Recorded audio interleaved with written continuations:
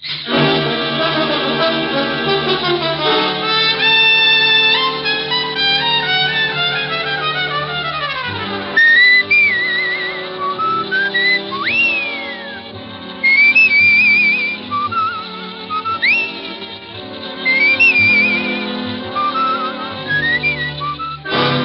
Broadcasting Company presents Dick Powell as Richard Diamond, private detective.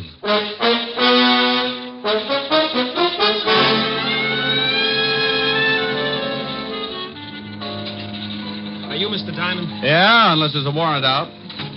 Mr. Diamond, I'd like to talk to you about a man. Oh, don't look so unhappy. Can't talk about girls all the time. Mr. Diamond, this is pretty serious. I'm scared stiff of him. Why? Because he's dead. And here's another exciting case from the files of Richard Diamond, private detective, starring Dick Powell.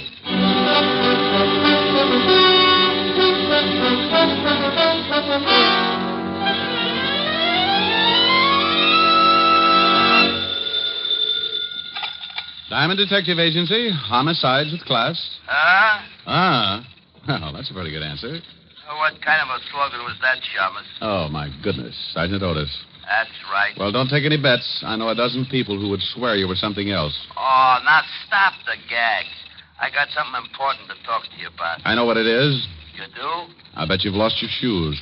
What makes you think that, wise guy? Well, I drove by the docks this morning and spotted 2 landing barges with laces. Oh, I give up. Here, you better talk to the lieutenant.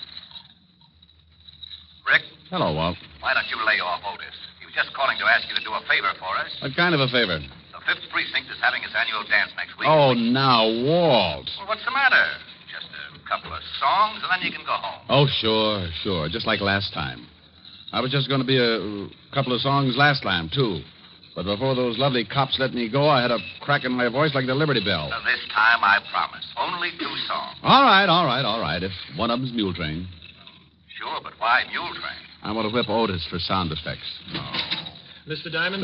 Wait a minute, Walt. I think I spotted a client. Okay, Rick, I'll tell the committee you'll be there. Bye. Are you Mr. Diamond? Yeah, unless there's a warrant out. Mr. Diamond, I'd like to talk to you about a man. Oh, don't look so unhappy. Can't talk about girls all the time. Mr. Diamond, this is pretty serious. I'm scared stiff of him. Why? Because he's dead. Hmm. That's right. He's supposed to be dead. Well, bring him over. We can make a fortune from Barnum and Bailey. I guess I better go. No, wait a minute. Maybe you better tell me about it. Okay. I'm Martin White. I go to Barrett College. I'm an ex-GI. I'm a senior now because I couldn't start until I was released from the hospital 3 years ago. Hospital, huh? What was the trouble? I got hit at casino. How long were you in the hospital? 2.5 years.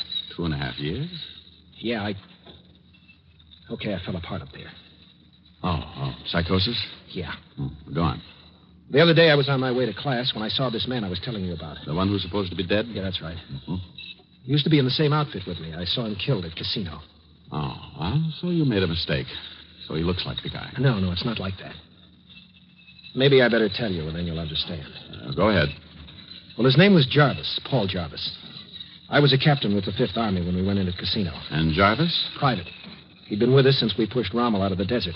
Everybody hated him. Why? Goldbrick. Never missed a chance to dog it. But he was smart, plenty smart. There wasn't anything we could pin on him. Yeah, I know the type. He was great in a street fight because he was big. And I mean really big. Big and nasty. But up on the line, he went to pieces. Okay, go ahead. And one night, we got a report that a man answering Jarvis's description had killed a corporal in a fight. By the time the details got to me, the Germans had opened up with everything they had. I was ordered out on patrol, so I took Jarvis with me. You took a big chance. You know it. There was one witness to the killing, an old man in the town. If Jarvis knew he might be identified, he'd have gone over the hill, sure. So I figured I'd watch him. Keep him with me until the Germans slowed up and we could show him to the old man. Oh, we moved up. The Krauts had the main body zeroed in with their 88s. Our job was to move up, try to spot a path through the enemy artillery pattern. We had to belly down, and Jarvis and I ended up in a hole together. They'll spot us, sure. They'll correct and drop those things all over us in a minute. Keep your head down, Jarvis. I tell you, they'll spot us. Now, you listen to me. You raise your skull 1 inch out of this hole before I tell you, and so help me, I'll drill you myself. Okay. You hate my guts, don't you? Knock it off. This is real funny, this is. 2 guys this close hating each other. Next time I'll pick a bigger hole. Captain White, What? about that murder. Can it? You think I killed the guy, don't you? I don't think anything right now, just those cocked tanks down there. You're thinking about it all right. You and everybody else. You all hate me because I'm not a tin soldier like you with ideals sticking out all over your fat face. I told you to knock it off, but you wanted it laid on the line, so I'll tell you. Yeah, I hate your guts. Okay? That's good enough. I killed that Corporal Captain White. You're out of your mind. I am, huh? Well, this is as good a place as any to go over the hill. You're crazy. Get down. Relax. I got a bayonet pointed right at your belly. Jarvis, don't. Go on. Cry. Whine. I'm going to put you in for a Purple Heart. Only you'll have to pin it on your blanket. Jarvis, for the love of...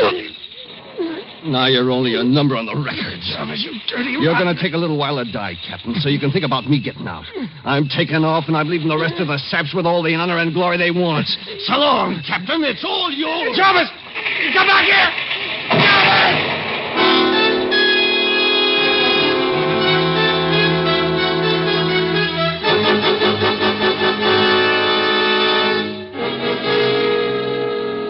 Well, it was one of those lucky things, Mr. Diamond. I got out. Spent a day and a night in that hole until the medics found me. What about Jarvis? I'd swear he got the 88 right on top of him. But now you think you've seen him and you're not sure. I'm not sure of anything right now. But I saw that 88 hit, and I saw Jarvis go down. Okay. Let's say you did see Jarvis. He got out some way. Looks pretty simple to me. Call up the authorities and tell them you spotted a man wanted for murder. There certainly should be a lot of guys from your outfit who could identify him. No. He's done something to his face. Maybe the shell did it for him, but I know it's him. You can't miss a guy that size. A lot of big boys. Sure, but he's got the same rotten eyes. That didn't change, and that nasty smile he gets.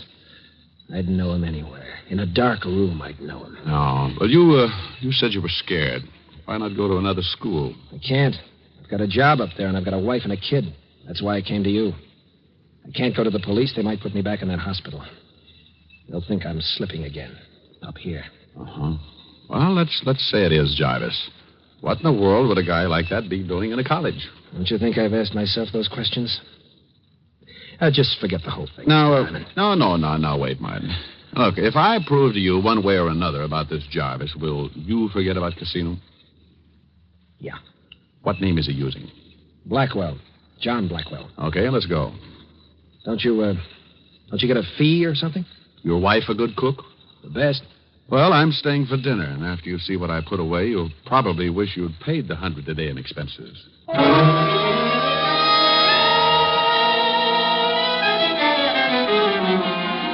Usually I'm pretty hard about my fee because the trouble I get into has to be balanced on the book some way. But a young guy comes in with a real problem, and old hard-headed Diamond gets a fast softening of the skull. Well, 2 hours later, Martin White, me, and my real soft skull were on the campus of Barrett College and in the converted Quonset hut the Whites called home. He's hungry, Mr. Diamond. Hiya, fella. Well, nice-looking boy. Yeah. Takes after his mother. Martin, if we're going to do something about this thing, we'd better get a move on. All right, where do we start? Well, I think I'd like to look at this... what's the name this guy's using, you say? Blackwell. Oh. Well, I'd like to look at Blackwell's school record. How about it? Oh, I think I can fix it. Let's go. Oh, dinner's at 6, Mr. Diamond. Yeah, we eat early because I'm night watchman on campus. I go on duty at 7. I'll be on time, Mrs. White. It's Nan. Oh? Well, love corned beef and cabbage, Nan. Well, I'll walk out with you. I have to go to the store. Come on, Mr. Diamond. We'll walk Nan out across the street. Martin, look out! Oh, that idiot. Must have been drunk. Nanny, all right? Oh, sure, but you, Martin, he came right at you. I know. Mr. Diamond, that guy wasn't drunk. Yeah. Well, Nan, you think you can go to the store alone? Oh, certainly, I'm fine now. But that car... Now, come on, Martin. We've got to check those records. Well, I see you at dinner. And, Martin, you listen to what Mr. Diamond has to say. That man was probably drunk. Good girl. Yeah. What about that car? Could have been an accident. Let's think it was for a while, anyway.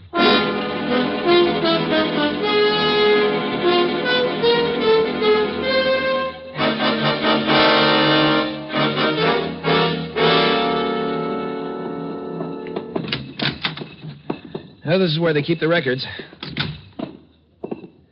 Hello, Susie. Hi, Martin. Well, hello. Hello, Susie. This is Mr. Diamond, Susie. Mr. Diamond, Susie Wirt. It's really a pleasure, believe me. We'd like to look at the file, Susie. You a new professor, Mr. Diamond? No, just a friend of Martin's. Married? Not a bit. Why? Pretty square, huh? Sometimes, but I can learn. Yeah. Well, I might just start some night classes of my own. Sounds like fun. In about 5 years, you let me know how your education is progressing. Oh. Age is a problem with you, huh? My dear, when I stumbled over 30, everything got to be a problem. Now, do you think we can, Yes? The records, Susie. Remember? Yeah, Susie, the records. Oh. Okay, which ones? We want to see the file. Everything from B to C. Okay. But if I get in trouble for this, you may have to make it up to me in some way. I'll buy you a soda. And I'll let you. Here they are. B to C. Thanks, Susie. I'll let you know when we're finished. Okay, be a recluse. Only I got some ideas about that, too. I'll be in the next room. Youth. Well, let's take a look. How come you asked for everything from B to C? No sense in letting everybody know what we're doing. If we just asked for Blackwell's file, Susie might have said something to him. Oh. Here it is. Yeah, it says here, John Blackwell, 28, resident of McAllister, Oklahoma. Hey, get a load of this. Height, 6'6", weight 240. Like I said, he's a big one. If he fell down, he'd be halfway home. Look, Martin, where can I find this Blackwell? Now, let's see. What does it say about his classes here? It's 2:30 now. Yeah, he should be in English Lit. Take me over there. You want to see him? I want to meet him. You want to meet him? Oh, now relax. Sooner or later, you've got to talk to him. Oh, Susie. Susie. Yes? Oh, Susie, we're finished. I'm not. How about that soda? I'll take a rain check. Lots of rain up here. Susie? Yes? Bye.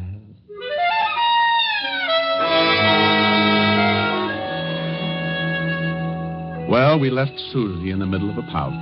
Martin took me across the campus to another building. We went up a long hall and stopped at a door marked English Lit. Martin looked in for a minute and then pointed. That's him. That's him right there. Now, relax. Hey, he must get a bloody nose from the altitude. He's head and shoulders over the whole room. I'm sure of it. I tell you, when I get around to that guy, I'm sure of it. That's Jarvis. Get back from the door. The class is breaking up.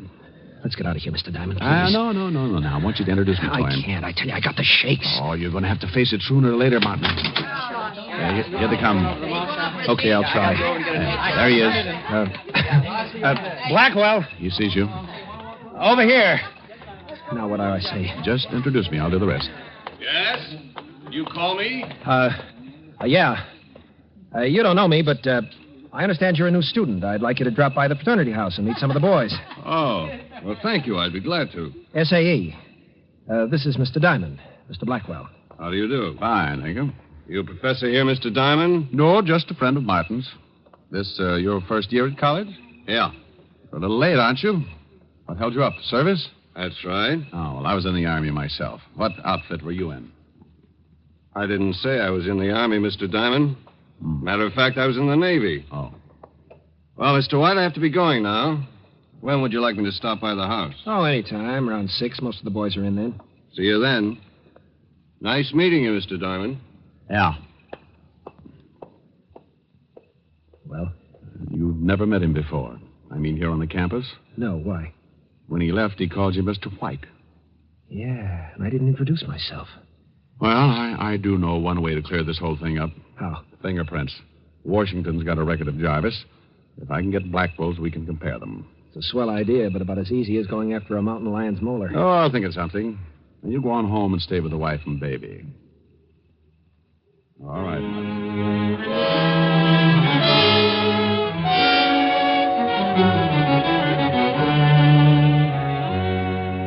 I left Martin and cut across the street to the college malt shop.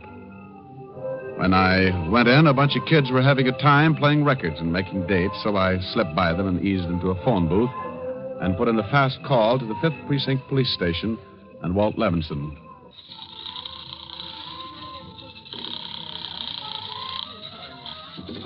Fifth Precinct, Sergeant Otis. Oh, good grief. I got the zoo. Oh, you just call up to make wisecrack, Shamus? Now, put the lieutenant on. But don't growl at him. He's close enough to snap a collar on you. Oh. Yeah, what do you want, Diamond? That's a pleasant way to answer the phone. What have you noticed been doing? Setting fire to the commissioner? Oh, I give up. Where are you? I'm up at Barrett College. College? Sure. I'm trying to talk the science department into bidding on your sergeant's brain. They've got gargantuas, and they need a match set. Now, will you please be serious? Okay, Walt. Now, look. I've run into something that has a good chance to end up looking like homicide. I can use some help. Well, you know that's out of my district. Look, I just want you to do some checking for me. Find out about a John Blackwell who's supposed to come from McAllister, Oklahoma. He's a student here. What do you want to know about him? Oh, how long he lived in McAllister? Family, friends, the usual things. And then do some checking on a boy named Jarvis, Paul Jarvis. Check his fingerprints with the military authorities. See if he was ever in McAllister and if he knew Blackwell. Okay. Where can I call you and how fast do you need it? Wait a minute. What's the matter? I just spotted someone in this malt shop. Are you in a malt shop? Yeah, and I gotta hang up. I don't want to lose this boy. Well, where can I reach you? Call the local law and tell him I'm on the campus. Wearing a beanie?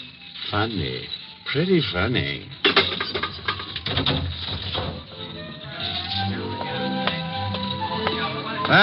Mr. Blackwell, isn't it? Huh? Oh, yeah. Mr. Diamond. That's right. Mind if I sit down? Not at all. Just finishing my malt. Looks good. Think I'll have one. It is good. Good for you. Makes you healthy. Live a long time. Well, I guess that's what we're all after. I guess so. How long have you known Martin? Martin White? Yeah. Not long. How long have you known him? Just met him today with you. Why? Oh, nothing. Wondered how you knew his name. Oh, he was pointed out. Mm-hmm. Well, I gotta be going, Mr. Diamond. This little chat has been very enlightening. Goodbye. Goodbye. For now. Hey, waiter. Huh? Oh, you want something, mister? Yeah, the small glass. Just the glass? Don't touch it. Well, what's wrong with it? Is it contagious or something? Yeah. Here's $5. Huh? Give me a napkin to wrap it up in. Oh, a collector, huh? Yeah, something like that. Okay, take it. I had a girlfriend who used to collect beer cans, but this is a new wrinkle. Thanks. Oh, it ain't nothing. Come back again and get a load of our ice cream dishes. You'll lose your mind.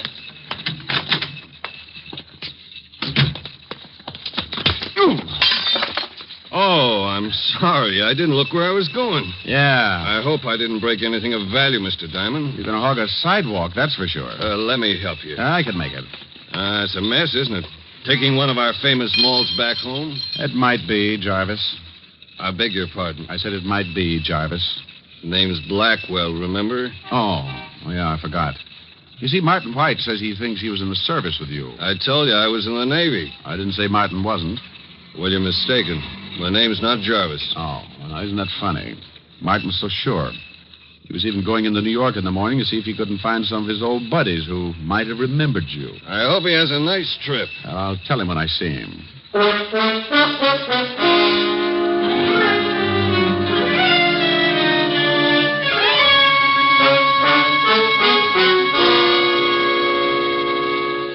I don't get it, Mr. Diamond. Why did you tip him? Oh, he knew it before I tipped him, Martin.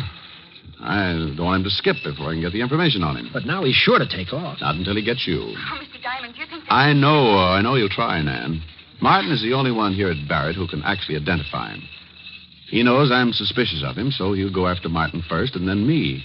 He's got to make his play. But you said that he'd... Martin, give me your hat and coat. Why? What are you going to do? Take your place as night watchman. Whatever he's going to do, he'll try it tonight.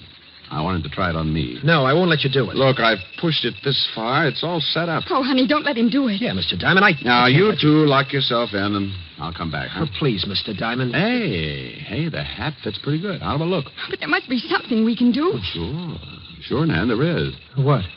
Save me some corned beef and cabbage, huh?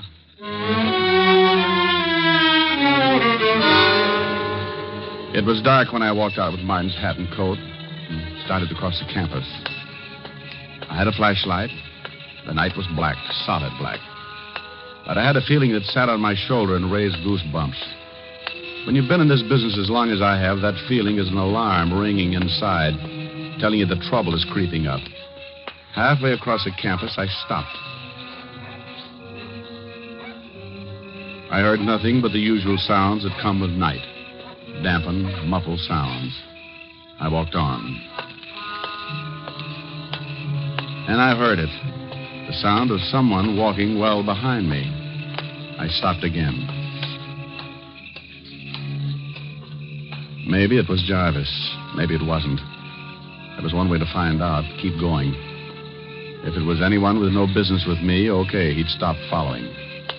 I cut to my left, away from the main walk and toward the shadowy bulk of the college buildings. I kept going until I reached the gymnasium building. I was leading my pigeon to me. But who was the pigeon? My toes were beginning to turn in, so I figured I was. Then the bulk of the big building popped up in front of me. I tried the door. It was open. I went in, closed the door behind me. There was no light at all. Only a funny sound that I couldn't identify. A peculiar humming, and there was a smell. Chlorine. Yeah, chlorine. Now I knew where I was, an indoor pool. The hum was the filtering machinery. I wanted to turn on the flashlight, but in a place like this, I couldn't give Jarvis the tip on where I was. I had to get out, so I felt my way carefully along the tile floor. I kept what I guessed was the middle of the walk around the pool, and then... He was in with me. I stopped, but he didn't.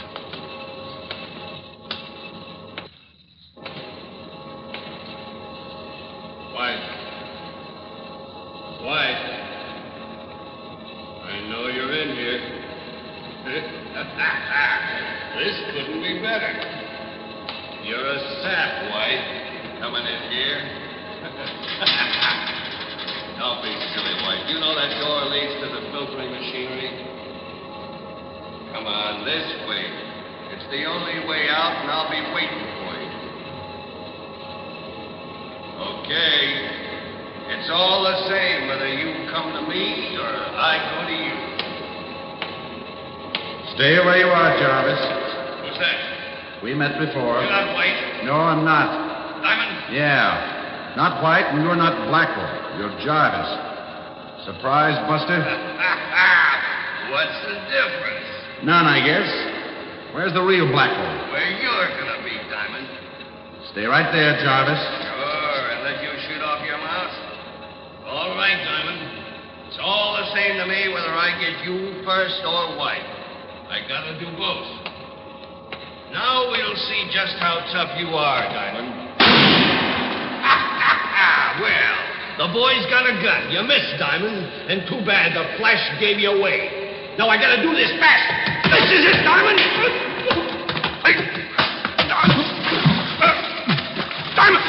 Diamond, put I can't swim. No. Well, Buster, I got news for you. I'm not going to teach you. This won't take long.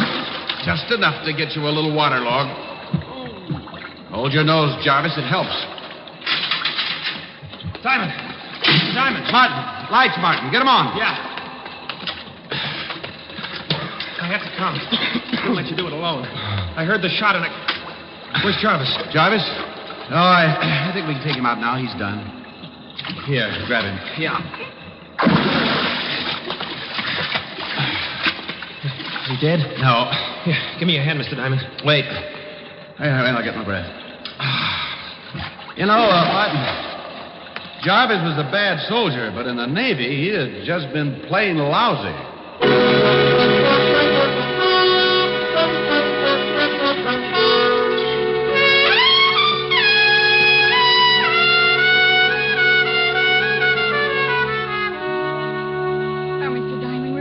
Grateful. We've got to pay you something. Okay. Mail the recipe for your wife's corned beef to a gal named Helen, huh? But, Mr. Don't Diamond... forget it.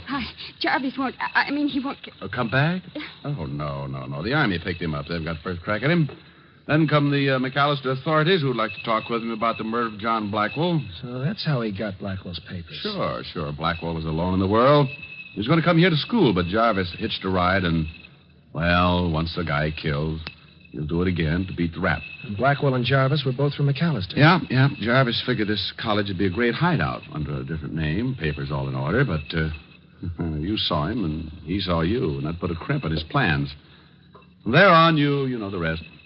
Now, I guess... Oh, I'll get it. Be back in a minute. I'll send your clothes to you when I get back to the city, Martin. No hurry, Mr. Diamond.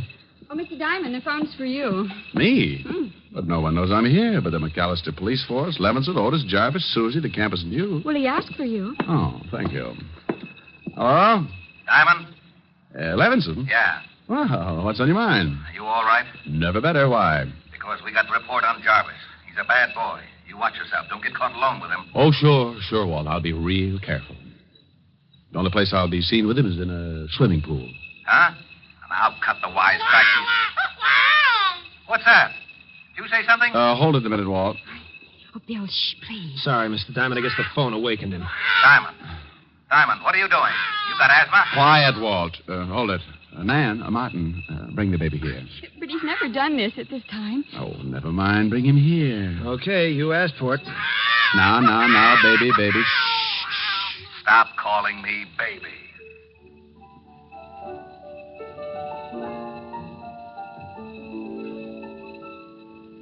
It's twilight on the prairie, and the moon will soon be high. She'll be herding every star up in the sky. We'll lope along to dreamland, and we'll bid each care goodbye, while the wind blows through the sagebrush with a sigh. So hush, little darling. Little dear, go to sleep, little darling. I'm right here. Let my shoulder be your pillow. You'll be safe as you can be. Little darling, you mean all the world to me. We'll always be together, and I promise faithfully that your dreams will all come true. Just wait and see. So hush, little darling. Shh. Little dear, go to sleep, little darling. I'm right here.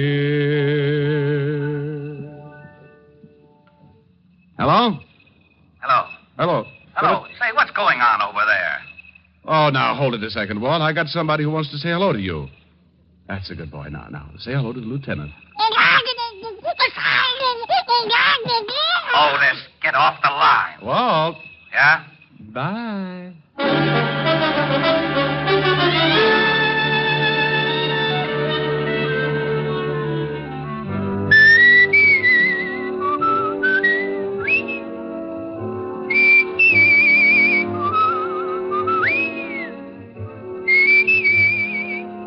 You have just heard Richard Diamond, Private Detective, starring Dick Powell. Ed Begley played Lieutenant Walt Levinson. Also in the cast were Wilms Herbert, Paul DeBob, Sammy Hill, Jerry Hausner, Jane Webb, and Dave Ellis.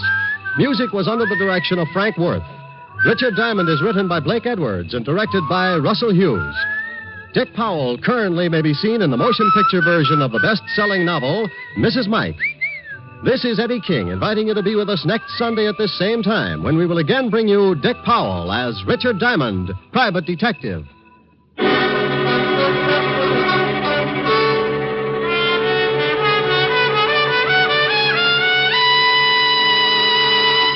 What's on NBC? Phil Harris celebrates his birthday this evening by getting into just a little more trouble than usual on the Phil Harris Alice Faye Show. Theater Guild on the Air presents Jane Wyman, Beatrice Pearson, and Mel Ferrer in the psychological melodrama The Willow and I. It's the best entertainment on the air, and it's yours for the listening today on NBC. Now stay tuned for James Melton and the Harvest of Stars on NBC.